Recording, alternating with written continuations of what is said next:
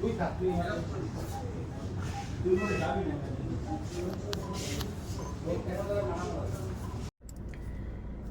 ঘড়িতে বাজে প্রায় 7:30টার মতো। তো আমি এখন হসপিটাল থেকে আর কি নিজে ছুটি করিয়ে নিলাম। অ্যাডমিশনের কথা বলছিল, বাট আমি অ্যাডমিট হলাম না, ছুটি করিয়ে নিলাম। এই যে হাতের অবস্থা, কারণ হচ্ছে বাড়িতে মায়ের মেডিসিনগুলো এগুলো সেরকম কেউ নেই, তো সেই জায়গাটাতে যদি এখন আমি ছুটি না করাই তো বাড়ির জন্য ব্যাপারটা চাপ হয়ে যাবে, তাই সেটা করলাম।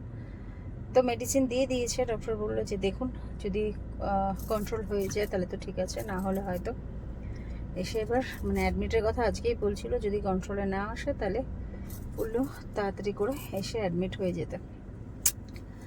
তখন দেখা যাক, বাকিটা গডনেস কী হয় দেখা যাক, তারপরে তোমাদেরকে জানাচ্ছি সেটা।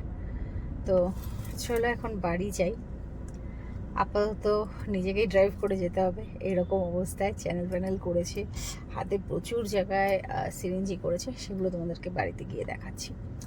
তো চলো এখন আগে বাড়ি পৌঁছই, তারপরে কথা হচ্ছে।